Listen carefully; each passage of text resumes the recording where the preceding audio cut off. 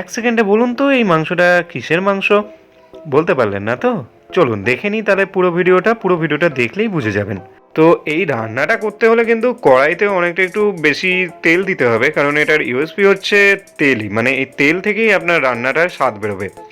তো মাংসটা ম্যারিনেট করার জন্য নুন, হলুদ, তারপরে গরম মশলা আর তেল দিয়ে 15 থেকে 20 মিনিট ম্যারিনেট করার পর এটাকে ভেজে নিতে হবে।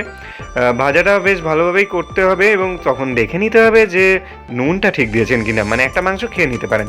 এবার সেই তেলেই আপনারা কি করবেন, এই লঙ্কা আগে ওই পেঁয়াজটা দিয়ে দেবেন আর লাল, সবুজ আর কমলা একসাথে দিয়ে দেবেন, কারণ কখন কাকে কাজে লাগে কেউ জানে না, তাই এদেরকে একসাথে নিয়ে চলাই ভালো।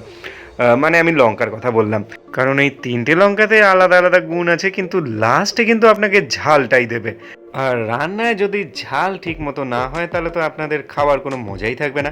তো ভালো করে পেঁয়াজগুলো এই সময় ভেজে নিতে হবে।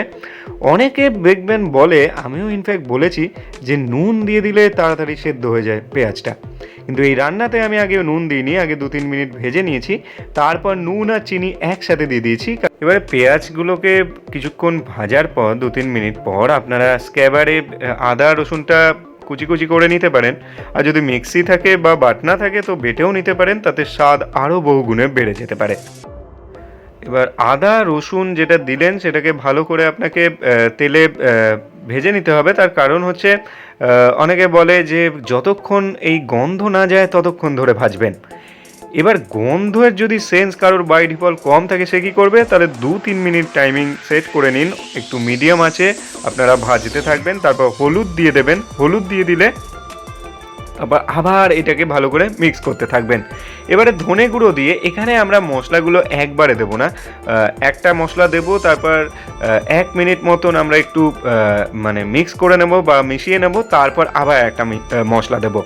এবারে আমরা গরম মশলা দিয়ে দিলাম। এই যে মশলাগুলো আমরা দিচ্ছি সেটা কোনোটাই গুঁড়ো নয়, মানে গুঁড়ো তো আপনারা দেখতেই পাচ্ছেন, এগুলো হচ্ছে গোটা গরম মশলা কিনে আনা হয়েছিল, সেগুলো মিক্সিতে গুঁড়ো করা হয়েছে। এবার ধনেও গোটাই কেনা হয়েছিল, সেটাও মিক্সিতে গুঁড়ো করা হয়েছে। এবারে 3টে বা 4টে যত পারেন লঙ্কা দিতে পারেন। এবার যদি আপনি ঝাল বেশি খান তাহলে চিড়ে দেবেন, আর যদি ঝাল কম খান তাহলে চিড়ে না দেবেন। তাতে স্বাদের কি হেরফের হয় সেটা আমার জানা নেই, কিন্তু লঙ্কাগুলো ধুয়ে নিয়েছিলাম তো দিতেই হয়েছিল।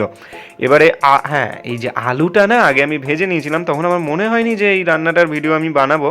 তবে আলুটা ভাজার পর মনে হলো যেভাবে আমি রোজ রান্না করি একটু যদি অন্যভাবে রান্না করি তাহলে কি রান্নার স্বাদটা পাল্টাতে পারে। তো সেই ভেবেই এই রান্নাটা করলাম একটু এদিক ওদিক করে, কারণ দেখতেই পাচ্ছেন এটা নর্মাল রান্নার মতনই, সবাই বাড়িতে এইভাবেই রাঁধে, কিন্তু এইভাবে যদি আপনারা আগে পরে করে রান্নাটা করেন তাহলে দেখবেন বহু গুণে স্বাদে বেড়ে গেছে।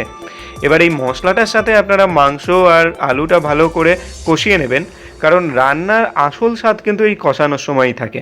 এবার রান্নাটা যেখানেই করুন, গ্যাসে করুন কিংবা ইন্ডাকশানে, সেখানে আপনারা মানে বেশি তাপ দেবেন না, ঠিক আছে, অল্প অল্প করে তাপ দেবেন।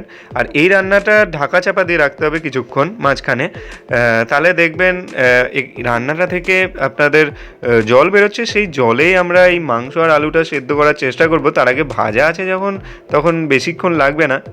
এবার অল্প আপনারা জল অ্যাড করতে পারেনই, কারণ তেলে আর জলে তো মিশবে না, তাতে আপনাদের একটা ঝোল তৈরি হয়ে যাবে। বেশি জল দিলে কিন্তু রান্নাটা একদম জাতা হয়ে যাবে। এই রান্নাটা আপনারা পুরোটা দেখেছেন, তাহলে বলুন তো এই রান্নাতে আমি একটা কিছু দিইনি, সেটা হচ্ছে টমেটো বা দই, এগুলো দিইনি। আপনারাও দেওয়ার চেষ্টা করবেন না, তাহলে কিন্তু এই রান্নাটা দেখার কোনো উদ্দেশ্য থাকবে না। অল্প উপকরণে এত সুন্দর রান্নাটা কিন্তু তৈরি করতে হলে বাড়িতে অবশ্যই একবার ট্রাই করো। আর যদি এরকম রান্না পেতে চাও তাহলে এই চ্যানেলটা তোমরা সাবস্ক্রাইব করে দিও যদি প্রথমবার দেখো। নোটিফিকেশান সবার প্রথমে পাওয়ার জন্য বেল আইকনটা প্রেস করে দিও। আর তোমরা অবশ্যই এই ফেসবুক পেজ সুকান্বেষী ব্যোমকেশ, সেটাকে ফলো করে দিও। আমাদের চ্যানেলের নাম কিন্তু এক্সপ্লোরিং সুকান্বেষী ব্যোমকেশ।